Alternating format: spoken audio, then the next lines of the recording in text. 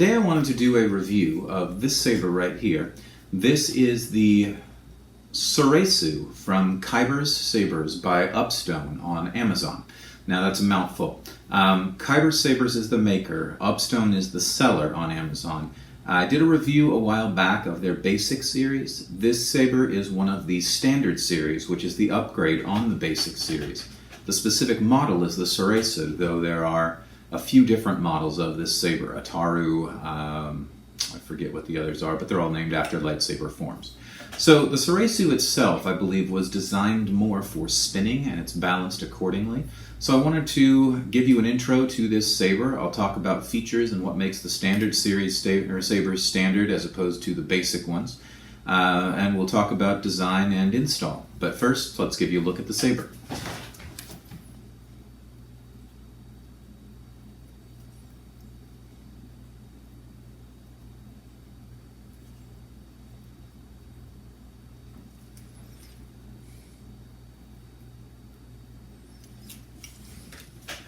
Alright, so as you can see, kind of an interesting design saber. The overall design reminds me a lot of, actually one of my viewers noted this, and I completely agree. It looks like the Keldroma saber from Tales of the Jedi.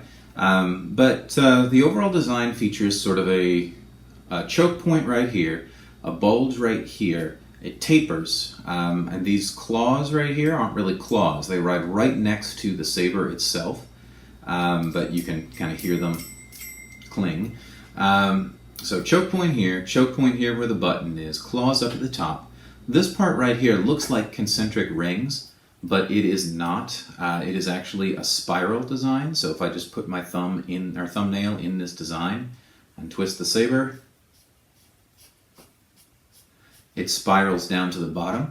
Now that spiral design is something I've only ever seen on Darth Nihilus sabers before, so it kind of appealed to me. And the pommel is relatively straightforward. So the design on this, relatively straightforward, not very many frills, but in terms of a saber out of China, something like a Poxdor saber or an Ally Express saber, to which this is very similar, it's got a relatively interesting and complicated design for what it is. The aluminum on this is that sort of aluminum alloy that I've seen a lot on sabers from China. It's a little bit softer than standard aluminum, but it's still aluminum. It still has the heft that it's supposed to. It's just got a little bit of a texture, which is interesting. It's got a recharge point right here. It's got the activation button right here, and these two screws right here are securing the board inside the saber. So just like the basic series, if these two screws are unscrewed, this is untwisted, the whole board and assembly and everything comes right out. There's a set screw right here that holds the LED in place. So interesting things about this saber. It has 4 set screws. So as a dueling saber, it is a fairly solid dueling saber. The blade's not going to come out. The electronics are bolted to the inside here. They're well padded. This has an 18650 battery, so it's using the good kind of battery. It's got a decent speaker, and there's no wiggle room in there. Nothing flops or moves inside. So it's a little bit sturdier than a lot of the other Chinese sabers that I've seen. Like I said, four set screws there. One thing about this is that the blade that comes with this is a mid-grade blade. Let me show you this real quick next to a basic series. Okay, so this is the basic series from Kybers. This is the standard series. Now you can see that this one is a little bit wider than this one. The basic series comes with a 7/8 inch blade. This one comes with a 1 inch blade. But the 1 inch blade that they use on this, it's this sort of trans white with a bullet tip, just like on the basic, but it's a little bit smaller than a standard 1 inch blade. So when I got this and I tried to pop like a Ripper blade or a blade from Ultra Sabers or Vader's Vault into it, it was a really tight fit. You can get it in there, but you'd have to like really sort of force the sucker in there, because the blades that they ship with this are just minutely smaller than the standard 1 inch blades that just about everybody else sells.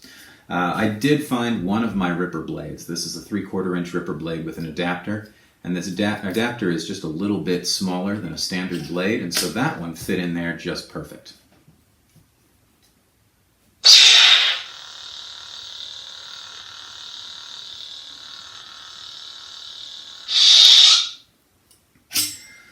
Alright, so the overall design on this is, it actually tells you when it's sleeping as well. The battery consumption on this is actually very low in sleep mode, so I haven't really plugged this in more than once or twice, and it's been keeping its charge while it's just sitting on the shelf while I've had it.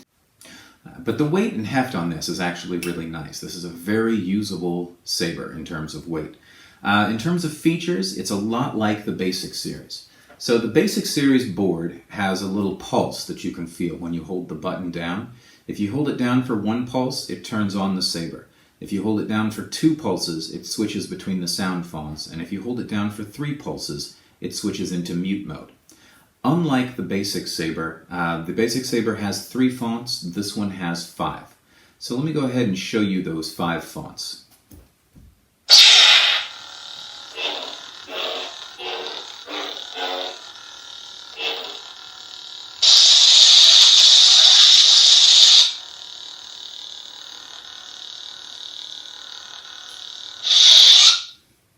That was 1.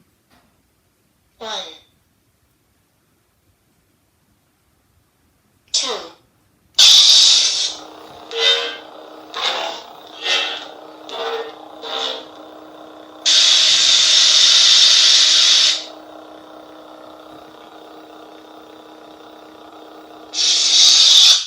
That was 2. 3.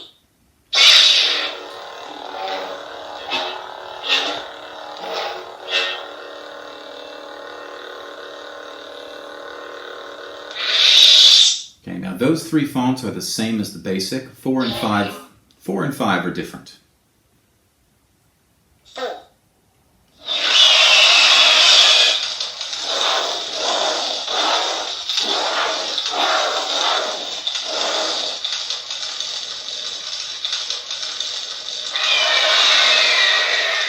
Okay, that one has sort of an eagle cry to it, and a lot of crackling and rather organic feeling sound font. 5.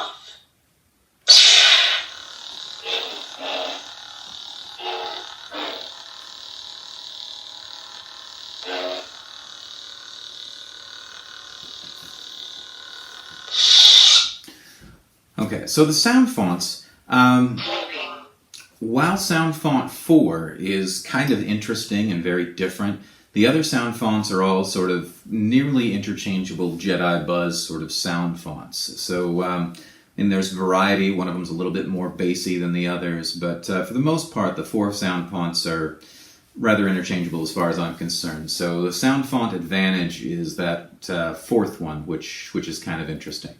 When the Saber is on, this thing features a lot of the same features that the Basic does in terms of if you hold it for 1 pulse, the Saber goes on. If when the Saber is on, you hold it for 1 pulse, you're adjusting brightness and flicker on the Saber. If you hold it for 2 pulses, you activate the blade lockup, which you then have to hold it for 2 pulses to deactivate. If you activate it for 3 pulses, you switch the blade color. This thing has, I think, 11 or 12 colors programmed into it. Those colors are not changeable. There's no memory card in here that you can edit. If you hold it for 4 pulses, then you adjust the volume level. This thing has 3 levels of volume, and that's one of the places where the Standard series outshines the Basic series in terms of volume. Okay, let me go ahead and, and then 5 pulses will deactivate the Saber, which again, just like the Basic series, is a little bit annoying because that means you can't just turn the Saber off when you want it to. You have to give it 5 seconds to turn it off, and you just hold the button down until it turns off, but it's got a long deactivation time. But let me go ahead and show you the volume comparatively to the Basic series. Here again, let me switch it to Sound Font 1. 1.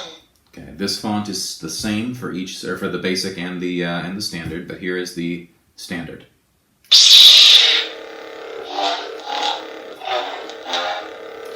Let me adjust the volume to the 3 volume levels.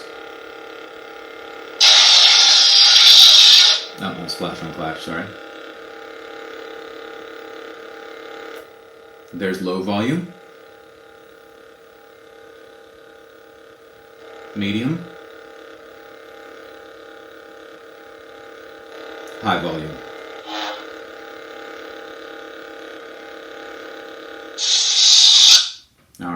Now, basic Saber.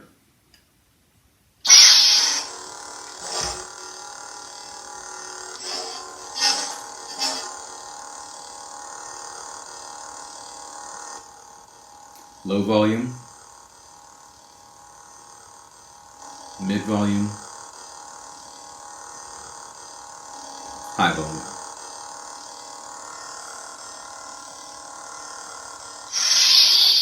So the speaker on the standards is noticeably better. The light, it says the light is brighter, but I don't detect much difference in brightness between this one and the standard. Most of what you're paying for with the upgrade to the standard Saber is you're paying for the ability to use the more standard blade size, the 1-inch blade socket, even though it does take a little bit of work to get it to work. You're paying for the extra sound fonts, you're paying for the louder sound, and you're paying for the more interesting design as opposed to what is essentially a tube with the basic. So that's what you get. This is the standard size Soresu from Kybers and Upstone. Recharge point right here I didn't talk too much about. Hopefully this review has been of use to you. If it has, please join me back for more, and I'll see you next time.